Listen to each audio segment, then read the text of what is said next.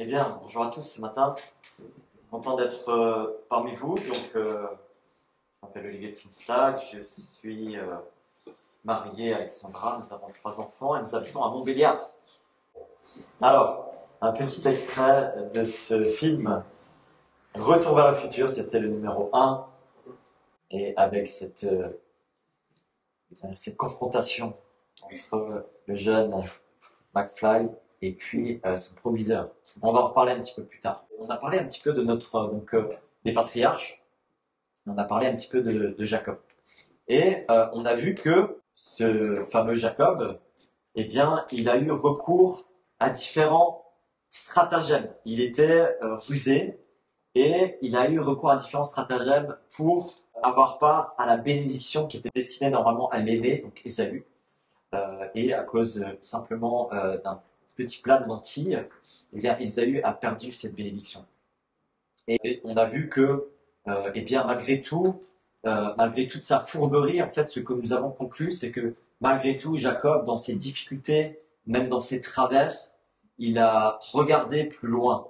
Il a regardé vers les choses spirituelles et il n'a jamais douté que Dieu avait la capacité de le bénir malgré ses travers, malgré sa fourberie. C'est comme si sa vie, en fait, elle oscille entre lutte de ses travers et désir de comprendre et de recevoir la bénédiction de Dieu. Et toute sa vie, ça a été un peu comme ça jusqu'à un moment clé que nous allons aborder ce matin, lors d'une lutte et d'une bataille, d'un combat donc qu'il va vivre. Donc il y a eu ce plat de lentilles avec lequel il a trompé son frère, mais juste quelques temps plus tard, il y a eu un autre épisode dans lequel il s'est déguisé pour vraiment être sûr de recevoir cette bénédiction, la bénédiction de son père Isaac. Et on va pas voir cela parce qu'on n'a pas le temps ce matin, mais juste très rapidement, après avoir usurpé une deuxième fois son frère, voici ce que nous dit le texte. Genèse 27, 41, je vais le lire. Ésaü éprouva de la haine contre Jacob à cause de la bénédiction que son père lui avait accordée. Il disait dans son cœur, le moment où l'on mènera le deuil sur mon père va approcher et je tuerai mon frère Jacob. Donc voilà la situation dans laquelle se trouvent les deux frères jumeaux, Ésaïe et Jacob, et à ce moment-là, Jacob décide de fuir. Sous le conseil notamment de sa mère, Rachel, ils organisent cette fuite et Jacob doit fuir puisque là, Ésaü est tellement irrité, il est tellement fâché que, eh bien, il attend le moment favorable pour tuer son frère. Et donc, Jacob décide donc de fuir à Padan Aram, donc chez son beau-père, qui s'appelle Laban. Et il passe une vingtaine d'années, là aussi on va résumer rapidement, mais il passe une vingtaine d'années à travailler pour son beau-père. Il marie ses filles, en tout cas Léa et puis Rachel.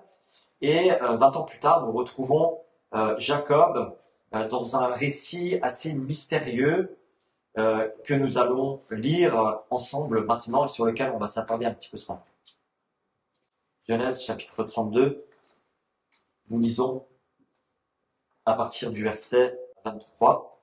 Il se leva la même nuit, prit ses 2 femmes, ses 2 servantes et ses 11 enfants et passa le gué de Yabok.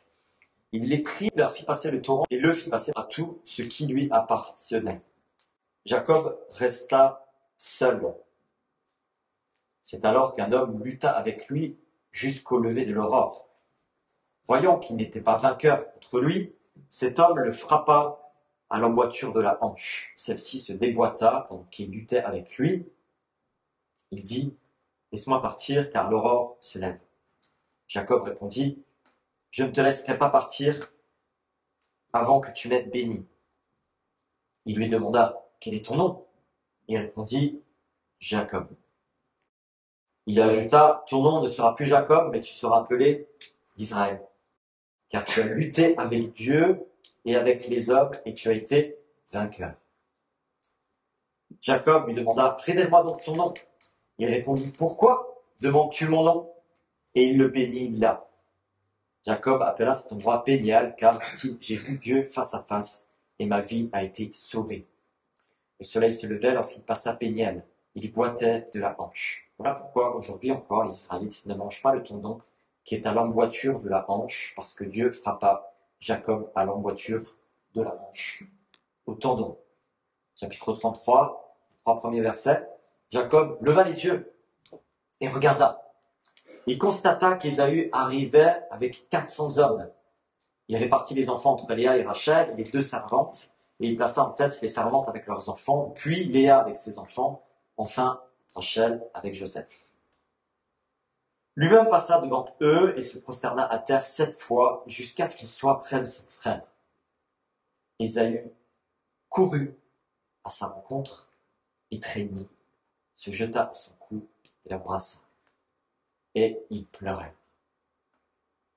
Nous nous retrouvons ici face à un récit donc assez mystérieux, même un peu fou, on pourrait dire, puis presque dérangeant, puisque c'est ce qu'on a appelé parfois la lutte avec Dieu. C'est un texte fameux qui a été beaucoup commenté dans l'histoire et on a beaucoup, en tout cas, débattu sur quel est exactement le personnage qui se trouve là en train de se battre, de lutter avec Jacob. Certains ont affirmé que c'était Dieu, comme le texte semble l'indiquer. D'autres ont dit ce serait plutôt un ange. D'autres ont simplement affirmé que c'était Jésus-Christ lui-même.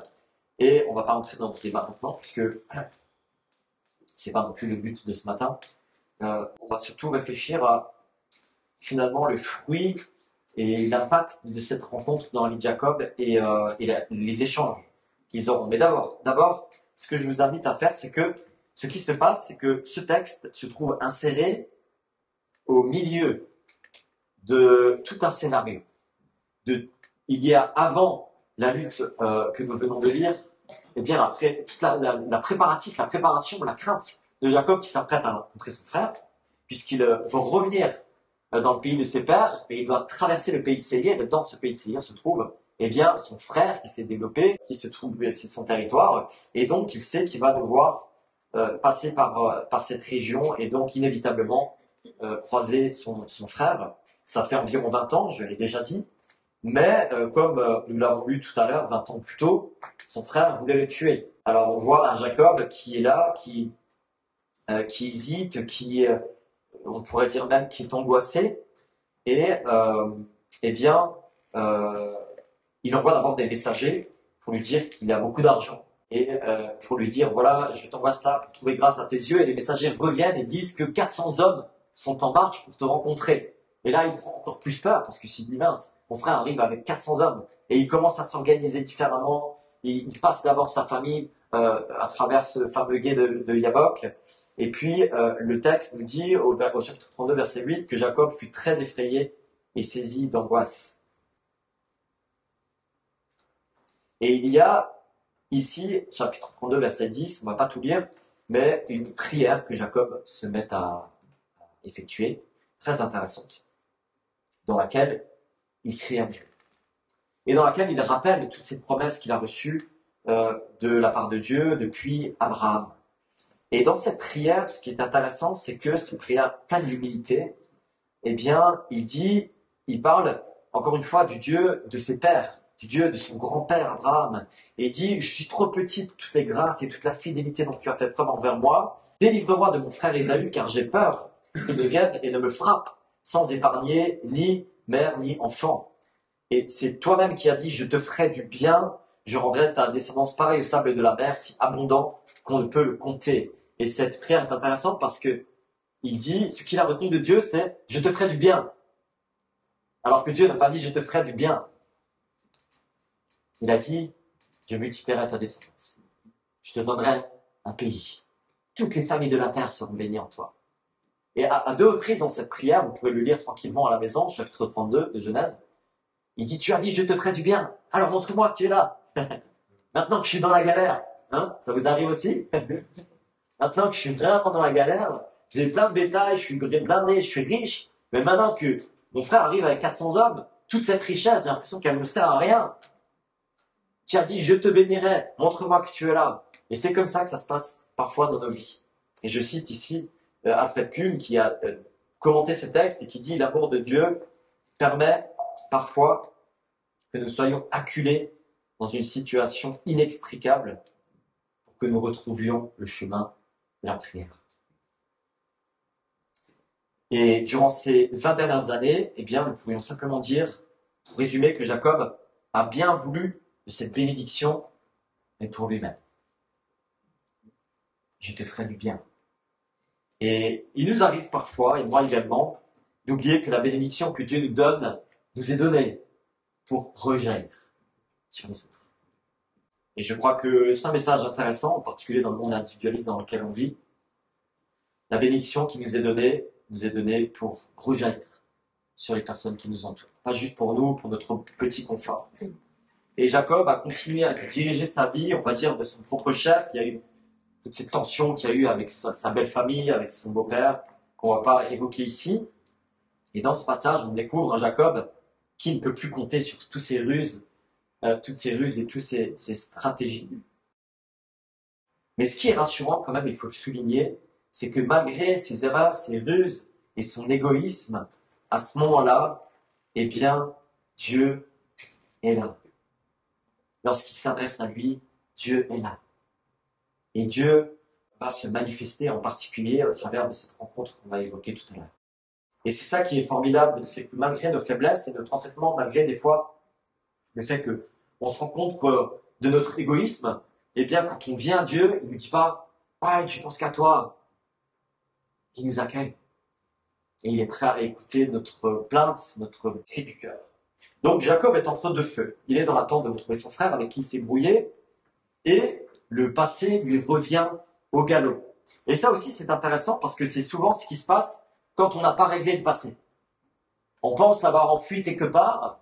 On pense avoir... ok, c'était des trucs de mon enfance, c'était des choses du passé, maintenant je vais regarder devant, et tout à coup, paf, ça revient face à nous.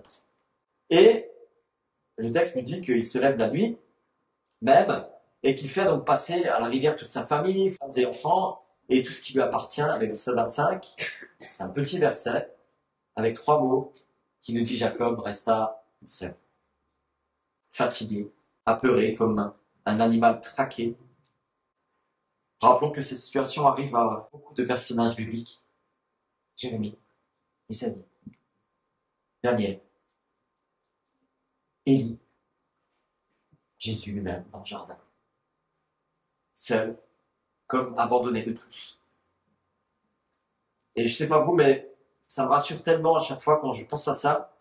Parce que si on avait des gens parfaits dans la Bible, à qui tout réussit toujours, franchement, j'aurais du mal à m'identifier à eux.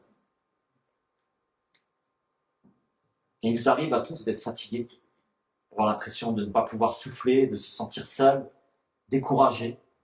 Ça peut arriver à ceux aussi qui s'expriment devant la chair, qui font de la musique, à vos pasteurs aussi. Et dans ces moments-là aussi, on a besoin de bienveillance, d'être soutenu, encouragé. Et donc Jacob se trouve ici, face au pays promis, et il est à un moment très important de sa vie. Il sent cette fois que, eh bien, comme je l'ai dit, les stratégies qu'il a utilisées jusqu'ici ne marchent plus. Et il s'attend à ce que son frère puisse même se venger, et jusqu'à même peut-être le massacrer, lui et tous les siens. Et au milieu de la nuit, comme si tout cela ne suffisait pas, il y a un homme qui vient et qui se met à lutter avec lui. Vous voyez, c'est intéressant des fois de revenir dans le contexte, dire, mais il est déjà seul, il est déjà fatigué, il est déjà apeuré, angoissé, découragé, et il se retrouve à lutter avec cet homme. Alors il n'y a pas beaucoup de détails, puisque le texte nous dit simplement qu'il a lutté avec lui jusqu'au lever de l'aurore. Le texte met davantage d'emphase sur le dialogue qui suit que sur la lutte, mais malgré tout, on peut quand même imaginer qu'un homme qui lutte avec lui jusqu'à l'aurore, ça devait être un combat féroce, violent. Par du temps dans la Bible, on entend des luttes avec des javelots, des lances, avec des armées qui se lèvent l'une contre l'autre. Ici, c'est un homme corps à corps, toute la nuit. Waouh! Et donc, nous avons ce dialogue qui suit. Et je fais encore une petite parenthèse et on va aller plus en détail sur ce dialogue intéressant. Parce que, comme je l'ai dit, nous avons tout le petit préparatif, enfin, même la longue préparation de la rencontre entre Ésaü et Jacob, la lutte avec cet homme mystérieux, et puis la rencontre. Et ce qui est intéressant dans cette rencontre, brièvement, on va regarder, c'est que, eh bien, au final, on est presque surpris de voir que les retrouvailles sont des réconciliations extraordinaires. On a Jacob qui se prosterne cette fois. Alors les commentateurs disent que c'était souvent des formules de politesse envers les personnes importantes de se prosterner, mais quand même il se prosterne cette fois. Il a tout fait pour être sûr qu'il ne lui arrivera rien. Et Ésaü se met à courir vers lui. Et c'est très touchant ce verset 4 qui nous dit: Ésaü courut à sa rencontre, l'étreignit, se jeta à son cou et l'embrassa. Et ils pleurèrent. Quand on voit la façon dont les deux frères se sont quittés 20 ans plus tôt, on peut se dire que rien n'est perdu dans nos familles, parfois bien bancales. Et je crois que quand on a l'humilité de revoir notre passé pour régler certaines choses, on est surpris parfois de voir combien Dieu prépare les cœurs. Et que la paix est retrouvée pour le bien de tous. Ça marche pas toujours, c'est pas toujours si évident, mais ce passage, moi je le trouve très touchant, et un peu plus loin, au verset 10, il est dit, Jacob répondit à Ésaü: je t'ai regardé comme regarde Dieu, et tu m'as accueilli favorablement. C'est très intéressant. Vraiment cette idée de regarder l'autre comme étant supérieur à soi-même. Et Jacob est paniqué à l'idée de devoir renouer le passé, et quelque part il y est contraint, mais lorsqu'il le confronte, eh bien, ce sont des larmes de réconciliation. Et si ce matin, vous savez, et cela vous rappelle une situation particulière que vous vivez actuellement dans votre famille, j'aimerais vous inviter à prendre la situation au sérieux et à confronter. Peut-être qu'en parlant, en discutant, en demandant pardon, en regardant l'autre supérieur à soi-même, même si les torts sont partagés, même si vous avez l'impression que factuellement, c'est plus de la faute de l'autre. Ouais. Faites le premier pas et laissez Dieu gérer le reste. Alors on entend souvent cette phrase: on ne choisit pas sa famille. Pourtant, on doit composer avec celle dans laquelle on a évolué. Certains sont assez heureux, d'autres un peu moins. La réalité, je cite ici Peter Scazzero qui dit: la famille au sein de laquelle nous avons grandi constitue le système le plus puissant qui détermine et influence ce que nous sommes. Et inévitablement, elle a un impact énorme sur notre avenir, sur notre système de pensée. Et un peu plus loin, il dit: il est impossible d'aider les gens à rompre avec leur passé tant qu'ils n'ont pas une idée juste de la famille au sein de laquelle ils ont grandi. Alors, il ne s'agit pas de revenir sans cesse sur des choses et d'évoluer des choses relatives à notre famille. Il s'agit d'avoir une idée juste dans la famille dans laquelle on a évolué et qui a façonné en grande partie ce que nous sommes devenus aujourd'hui. Et je me suis retrouvé à faire un exercice très intéressant dans le cadre de mes études. Actuellement, je continue un peu mes études de théologie à distance. On avait un exercice un petit peu justement des événements marquants, des personnes qui ont impacté nos vies. Il fallait rédiger une forme de chronologie de vie dans cet exercice plus personnel. Le but, c'était d'interpréter notre histoire pour mieux comprendre d'où nous venons et où nous allons. Et je trouvais cet exercice très intéressant parce que cela m'a aidé aussi à comprendre certaines choses du passé de ma propre famille et d'incorporer mon passé dans mon histoire de manière plus honnête, dans ses faiblesses, ses forces et ses faiblesses, et finalement d'examiner et de déterminer entre guillemets les avantages et les désavantages, quelles ont été les bonnes choses, quelles sont les choses que je ne sais ne pas vouloir reproduire avec mes enfants pour la génération suivante. Et dans ce sens, je crois que c'est un bon retour vers le futur. C'est un bon retour vers le futur. Parce que ça nous aide finalement à appréhender l'avenir de façon plus saine et plus équilibrée. Et je cite encore Peter Scazzero: la distance que nous pourrons parcourir dans ce retour vers le passé et la profondeur avec laquelle nous comprendrons la manière dont il nous a façonnés détermineront dans une grande mesure notre avenir.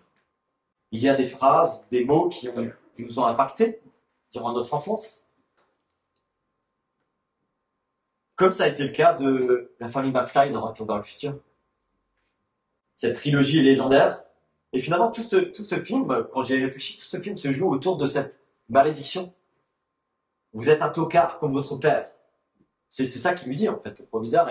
Et au final, quand on retourne dans le passé, hein, dans l'histoire du film, on se rend compte que son père a vécu déjà toute cette humiliation de la part de cette autre famille. Et finalement, le jeune McFly est celui qui vient briser ce cycle infernal de malédiction. Vous êtes un tocard comme votre père. Et malgré cela, eh bien, lui décide de confronter et de lever le défi et de dire non, on va briser cette malédiction. Évidemment, c'est un film, mais je trouve que l'histoire est intéressante et il dit, vous savez, l'histoire, elle va changer. L'histoire, elle peut changer. Elle peut changer comme ça a été le cas de Jacob. L'histoire, elle peut changer. Et c'est ça qui est intéressant lorsqu'on lit les Écritures, c'est que malgré, eh bien, des fois les aléas, les blessures, et on voit dans la vie de Jacob, c'est très intéressant, au fil de sa vie, et ça prend du temps, hein. C'est pas du jour au lendemain, il y a 20 ans qui se sont écoulés, eh bien, on voit qu'il y a des déclics, des choses qui repartent à zéro, et il y a peut-être eu des phrases comme ça dans votre vie, qui ont été des blessures de vie, et sur lesquelles vous avez besoin de travailler. Parfois, ça peut être dans la famille, mais ça peut être aussi dans le parcours scolaire. On se rend compte qu'il y a tellement de choses qui sont vécues dans le parcours scolaire. Notamment, aujourd'hui, on commence à mettre en lumière toutes ces choses relatives au harcèlement scolaire.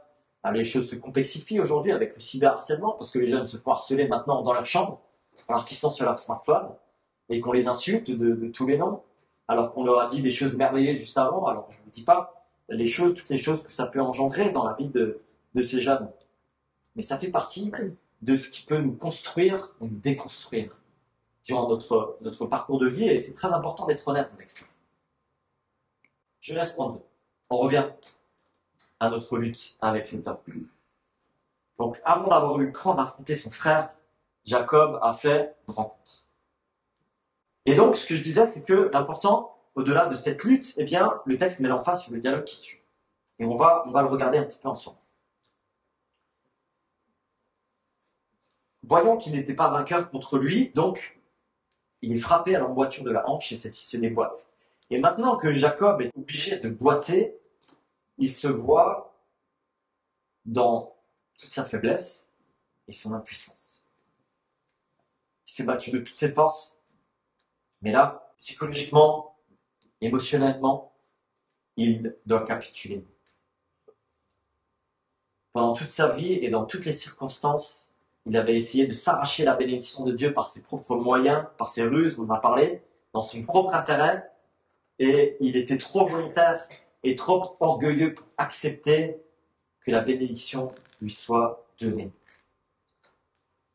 Et là, encore une fois, je trouve que sa vie, en tout cas, elle ressemble à la mienne, à la nôtre, parce que parfois, on a ce que j'appellerais ce matin des flashs de lumière, des moments où on sait que Dieu nous a parlé, ou ça peut être des moments aussi qu'on a vécu dans l'enfance, à l'école du dimanche, avec nos parents, ou dans une colonie de vacances. Des moments, on sait, c'est des moments où on s'est approché de Dieu, peut-être qu'on a levé la main, où il y a eu un appel, il y a eu un truc, il y a un temps de prière, avec un moniteur, avec un pasteur, ou quelqu'un qui nous a impacté positivement. Et Jacob a vécu ces moments, il y a ces flashs de lumière dans sa vie, comme par exemple, lorsqu'il a cette vision de l'ange, des anges, et cette échelle à Bethel, un épisode clé, et il s'en souvient. Et dans ces moments-là, eh bien, on comprend qu'on ne peut rien faire sans Dieu et qu'on est dépendant de lui. Et que tout ce qu'on est invité à faire, c'est de nous abandonner à lui et de ne plus compter sur nos propres forces. Et puis, en rien de temps, ce qui est parfois décourageant, c'est qu'on se tombe dans le travers. On tombe dans le terre-à-terre. Ok, bon, maintenant, quand même, il faut que je me débrouille là, il faut que je reprenne ma vie en main. Et on tombe dans une forme de maîtrise, de contrôle, dont on est tellement attachés, nous, les êtres humains. Et ce qui est encourageant, encore une fois, ici, c'est que malgré toutes ces péripéties, eh ben, Dieu n'a jamais lâché l'affaire avec Jacob. Il est toujours revenu vers lui. C'est la lutte avec Dieu, il y a eu la vision d'échelle, il y a d'autres choses qui sont là au fil de la vie de Jacob. Et Jacob a cet infime espoir que Dieu peut encore lui faire grâce parce qu'il se souvient de ses promesses. C'est Jacob qui a été blessé, et moi, c'est ce que j'ai trouvé très intéressant en étudiant ce texte. C'est quand même intéressant, c'est que c'est Jacob qui a été blessé, et c'est lui qui retient l'homme. C'est-à-dire, finalement, à la fin, il a perdu, ils se sont battus, il dit, attends, je veux pas te laisser partir avant que tu m'aimes. Je sais que j'ai été fourbe, je sais que j'ai probablement mal fait, mais quand même, je veux pas lâcher. Je veux quand même revenir aux promesses qui nous ont été dites. Et alors, c'est là que, eh bien, il y a une phrase qui devait être un électrochoc encore pour Jacob, puisque qu'est-ce que lui pose l'homme comme question? Quel est ton nom? Quel est le nom de Jacob?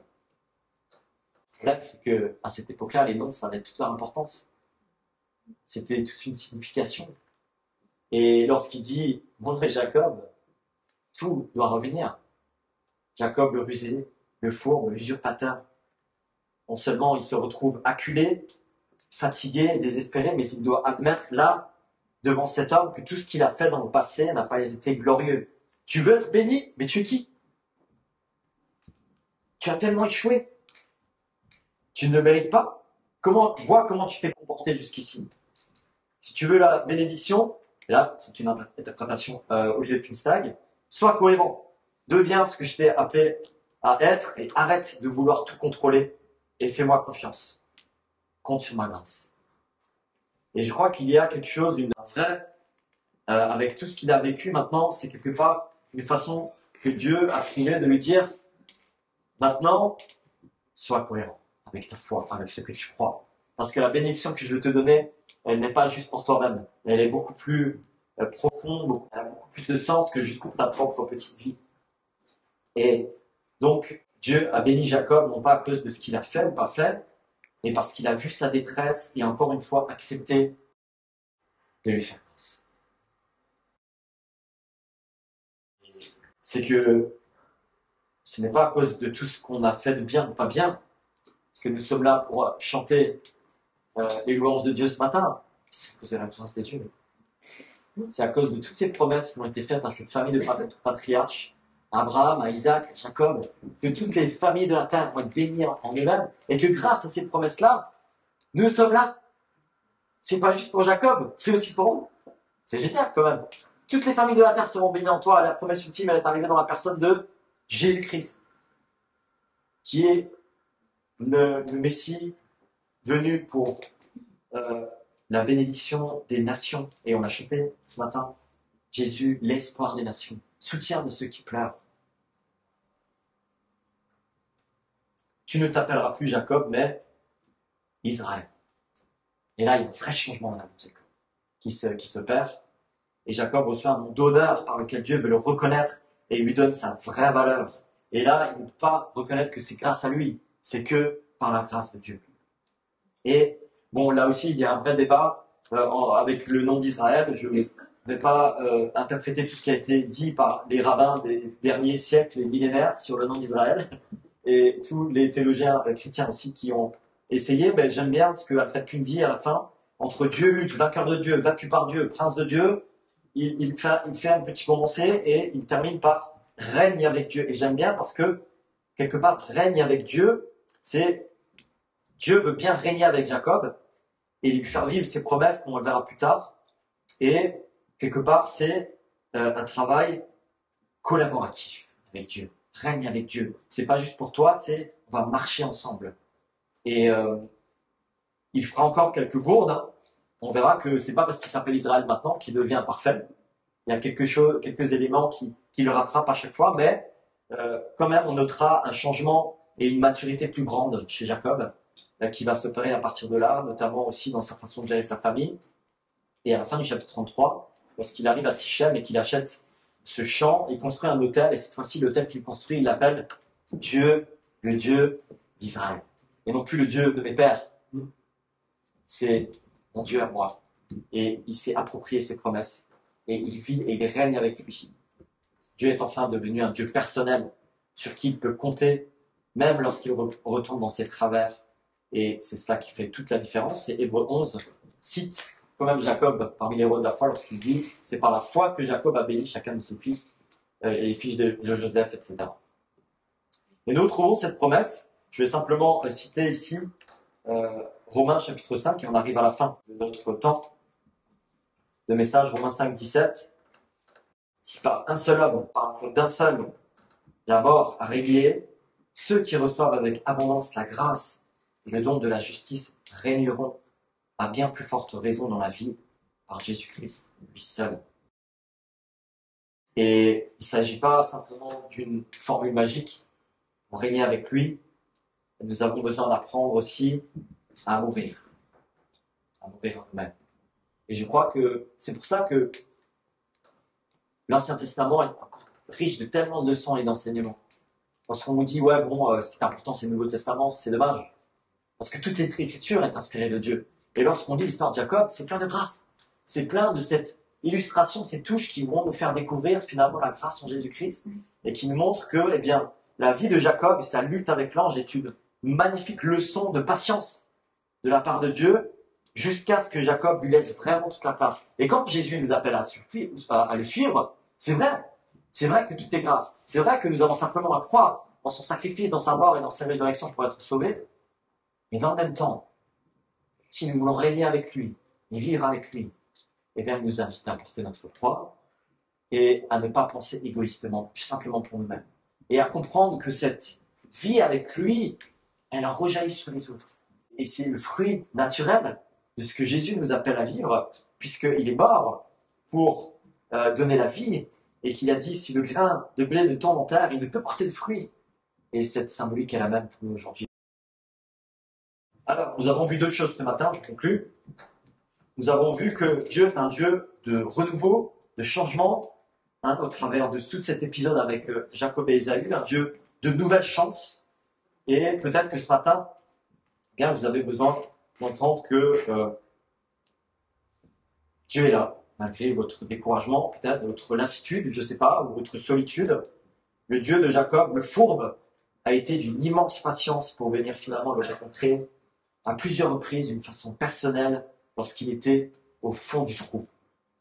Et il ne l'a pas jugé en lui disant « Ah, tu me pries, tu viens vers moi juste quand tu es dans la galère. » Il l'a accueilli encore une fois, en toute sa patience, pour lui saisir la main. Et pour lui tendre la main, pardon, et sa patience et son amour se renouvellent jour après jour. Et il se réjouit lorsque nous venons à lui, humblement, toujours à nouveau. Christ est mort lorsque nous étions encore pécheurs. Il n'a pas attendu que nous soyons parfaits. Donc approchons-nous, approchez-vous de la grâce, du trône de la grâce avec assurance. Parce que il est toujours compatissant, et plein de compassion pour nous secourir au moment opportun. Et puis deuxièmement, on a vu que nous ne sommes pas condamnés par notre passé. C'est très important. Et c'est une leçon hyper intéressante dans la vie de Jacob. Nous ne sommes pas condamnés par notre passé, par les choses peut-être mauvaises qu'on a pu subir ou effectuer, peut-être des paroles qui nous ont impactés négativement, à qui vous n'avez peut-être jamais parlé, des choses de votre famille, des choses de votre parcours scolaire, de votre parcours professionnel, je ne sais pas. Mais vous n'êtes pas condamné par votre passé. Vous êtes invité à regarder votre passé avec lucidité, avec honnêteté pour prendre ce qui est bon, ce que vous avez reçu de bon dans votre famille, et peut-être qui vous sentez qui n'a pas pu être constructif dans votre vie. Et je vous invite à ne pas laisser ces paroles négatives ou des actes peut-être même destructeurs qui étaient censés, de la part de personnes qui ont été censées vous construire. J'aimerais conclure pour que nous puissions nous baser sur ce que la parole de Dieu dit pour combattre tous les mensonges qui ont pu être dits dans le passé sur votre vie et nous rappeler ce que nous dit Galates chapitre 4, verset 4. Lorsque le moment est vraiment venu, Dieu a envoyé son Fils, né d'une femme, né sous la loi, pour racheter ceux qui étaient sous la loi, afin que nous recevions le statut d'enfant adoptif. Et parce que vous êtes ses fils, Dieu a envoyé dans votre cœur l'esprit de son Fils qui crie « Abba, Père ». Ainsi tu n'es plus esclave, mais fils. Et si tu es fils, tu es aussi héritier de Dieu, par Christ. Amen.